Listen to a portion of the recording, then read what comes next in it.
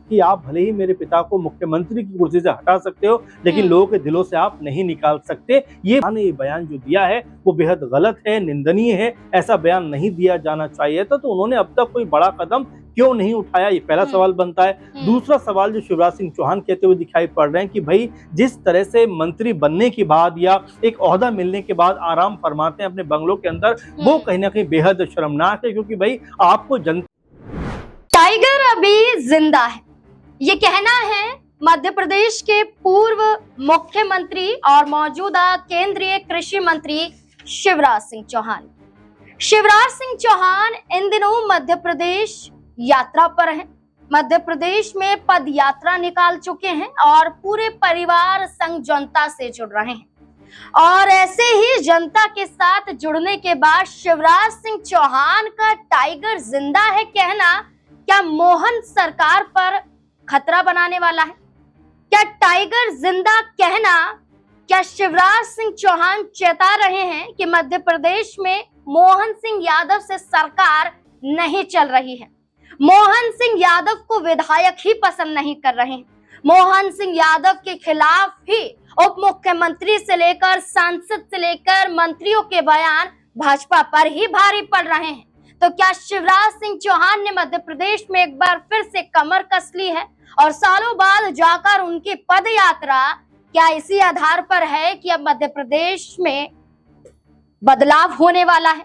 और क्या मोहन सिंह यादव का कार्यकाल पूरा होने से पहले मोहन सिंह यादव को पद से हटना पड़ सकता है? तमाम सवाल जुड़ जाते हैं मध्य प्रदेश की राजनीति में शिवराज सिंह चौहान की पद यात्रा से। तमाम सवालों के जवाब लेंगे। मेरे साथ मेरे वरिष्ठ सहयोगी अमन सर जुड़ चुके हैं। सर, जहां शिवराज सिंह चौहान की पद यात्रा देखने को मिल रही है, जहां वो टाइगर जिंदा होने की बात करते हैं, अपने आप की मजबूती पेश करें, वहीं दूसरी तरफ मोहन सिंह यादव से विधायक, मंत्री, सांसद नाखुश नजर आ रहे हैं। ये नाराजगी तब से है जब मुख्यमंत्री मोहन सिंह यादव को बनाया गया। कैबिनेट विस्तार हो नापसंद यहाँ पर मोहन सिंह यादव को किया गया, उनके फैसलों को नापसंद किया गया। हाल फिलहाल में लाडली बहना योजना का जिक्र करें, करोड़ों का कर्ज लिया गया, लेकिन फिर भी मोहन सिंह यादव हैं कि मुंह पर ताला लगाकर बैठे हुए। लेकिन शिवराज सिंह चौहान की ये पद यात्रा क्या बता रहा है कि मोहन सिंह यादव पर भारी पड़ने वाले हैं? देखिए, शिवराज सिंह चौहान अनुभवी नेता हैं, 3-4 बार मुख्यमंत्री रह चुके हैं मध्य प्रदेश के, और जाहिर बात है कि इमोशन कहीं ना कहीं अपने राज्य से उनका रहा है और हमेशा रहेगा भी। आपको याद होगा कि जब उनको मुख्यमंत्री नहीं बनाया गया, उनकी जगह पर मोहन यादव का नाम सामने आया, उस वक्त भी तमाम सारी महिलाएं, तमाम सारे लोग निकल कर सामने आए, उनके हित में ये बात करते हुए नजर आए कि भाई हमने तो वोट आपको दिया है, हम तो आपको ही मुख्यमंत्री के चेहरे के तौर पर देख रहे थे, लेकिन ये आपके साथ अन्याय हुआ है। तब उन्होंने कहा था कि भाई मैं हमेशा आपके साथ हूं, आपसे अलग नहीं हो रहा हूं। उसी दौरान एक रैली के कह सकते हैं दौरान उनके बेटे कार्तिक चौहान ने भी ये बात कही थी कि आप भले ही मेरे पिता को मुख्यमंत्री की कुर्सी से हटा सकते हो, लेकिन लोगों के दिलों से आप नहीं निकाल सकते। ये बात उनके बेटे ने कही। अब जिस तरह से मध्य प्रदेश का माहौल बना हुआ है, लगभग 1.5 साल का वक्त हो गया जब मध्य प्रदेश में मोहन यादव कह सकते हैं मुख्यमंत्री के पद पर विराजमान है, सरकार चला रहे हैं, लेकिन इन 1.5 साल के अंदर कई मौके ऐसे आए हैं जब उनको लेकर तमाम सारे विवाद उत्पन्न हुए हैं, तमाम सारी बातें हुई हैं, तमाम सारे उनको लेकर सवाल खड़े हुए हैं कि क्या वाकई में वो राज्य को सही डायरेक्शन में लेके जा रहे हैं, क्या सरकार को वो सही तरीके से आगे बढ़ा रहे हैं। अभी हालिया में आप देखिए जिस तरह से मध्य प्रदेश के अंदर एक के बाद एक 2-3 ऐसे बयान दिए गए जिसको लेकर पूरे देश में हो हल्ला मचा, लेकिन मध्य प्रदेश के मुख्यमंत्री मोहन यादव खामोश रहे और उस कह सकते हैं तलखी के साथ में उन्होंने अपनी बात को सामने नहीं रखा जो इसमें नजर आना चाहिए था। क्योंकि कर्नल कुरैशी के ऊपर जिस तरह से कह सकते हैं कि विजय शाह ने कमेंट किया था, उसके बाद जिस तरह सेना को लेकर जो जगदीश देवड़ा है उप मुख्यमंत्री भी हैं, उन्होंने कमेंट किया था, इसको लेकर भी मोहन यादव ने एक शब्द नहीं कहा। और जबकि हम देखें उमा भारती से लेकर तमाम बीजेपी के बड़े नेताओं ने इसको लेकर काफी ज्यादा हो हल्ला किया,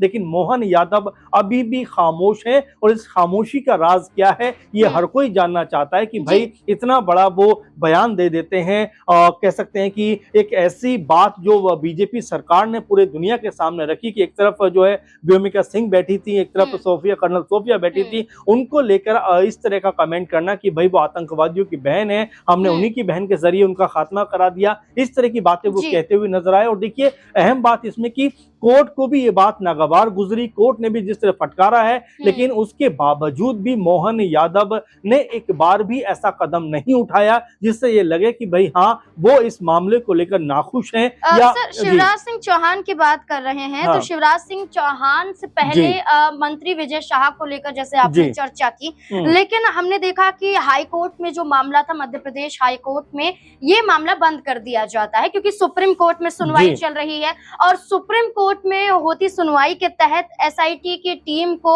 और अधिक समय दे दिया गया है जांच के लिए। जांच के आधार पर अब अगली सुनवाई जुलाई के दूसरे हफ्ते में होगी, लेकिन जहां विजय शाह को थोड़ी राहत मिली है तो वहीं दूसरी तरफ शिवराज सिंह चौहान ने मंत्रियों को ही फटकार दिया है। ये कहा है कि बंगलों में आराम फरमाते हैं जब मंत्री बन जाते हैं, तो अपनी सरकार पर, मोहन सरकार पर उंगली खड़े करना और मंत्रियों को कहीं ना कहीं चेतावनी देना, क्या इसमें विजय शाह पर भी इशारा है? देखिए नाज़रीन, पहली बात तो ये समझना पड़ेगा कि विजय शाह को लेकर अदालत ने जो बात कही है वो तकनीकी रूप में एक कह सकते हैं प्रोसेस है, उसके तहत ये बात रखी गई कि भाई अभी और जांच की जरूरत है। लेकिन यहाँ पर अगर बीजेपी को लग रहा है या उनके नेताओं को लग रहा है या जो मुख्यमंत्री है उनको ये एहसास हो रहा है कि विजय शाह ने ये बयान जो दिया है वो बेहद गलत है, निंदनीय है, ऐसा बयान नहीं दिया जाना चाहिए था, तो उन्होंने अब तक कोई बड़ा कदम क्यों नहीं उठाया, ये पहला सवाल बनता है। दूसरा सवाल जो शिवराज सिंह चौहान कहते हुए दिखाई पड़ रहे हैं कि भाई जिस तरह से मंत्री बनने के बाद या एक ओहदा मिलने के बाद आराम फरमाते हैं अपने बंगलों के अंदर, वो कहीं ना कहीं बेहद शर्मनाक है, क्योंकि भाई आपको जनता के लिए चुना गया है, जनता के काम के लिए चुना गया है, ऐसे में वो अपनी सरकार से, यानी कि जो मध्य प्रदेश की सरकार है उससे नाखुश नजर आ रहे हैं। और देखिए मध्य प्रदेश में मुझे याद आता है वो वक्त जब 2023 की बात है कि जब चुनाव का दौर चल रहा था, उस समय भी ये कहा जा रहा था कि मध्य प्रदेश में कांग्रेस पार्टी की इस बार बड़ी जीत होने वाली है, लेकिन वहां पर शिवराज सिंह चौहान जो है पूरे प्रदेश में घूमते हैं और आई थिंक 239-40 रैलियां करते हुए नजर आते हैं, लोगों को संबोधित करते हुए नजर आते हैं, और देखिए उनका मैजिक यहां पर चला और बीजेपी बम्पर यहां पर जीतती हुई नजर आई। यानी कि शिवराज सिंह चौहान ने हारी हुई बाजी को जीत में बदल दिया, लेकिन इनाम के तौर पर उनको जो है राज्य का मुख्यमंत्री बनाने के बजाय उनको बाहर कर दिया गया। इस बात को लेकर बहुत ज्यादा नाखुश भी थे, लेकिन अब जिस तरह से मध्य प्रदेश में जा रहे हैं, लोगों से बात कर रहे हैं, यात्राएं कर रहे हैं और जो बयानबाजी कर रहे हैं, उसे ऐसा लगता है कि एक बार फिर वो मध्य प्रदेश में एक्टिव होना चाहते हैं। या बीजेपी की सरकार बनाने में खास तौर पर मध्य प्रदेश की लाडली बहनों ने, महिलाओं ने योगदान दिया, और जब चुनाव बीजेपी ने जीता और शिवराज सिंह चौहान का नाम नहीं आया था, तब यही बहनें शिवराज सिंह चौहान से लिपट कर रोती हुई नजर आई। उन्होंने कहा कि हम आज भी शिवराज सिंह चौहान को मुख्यमंत्री मानते हैं।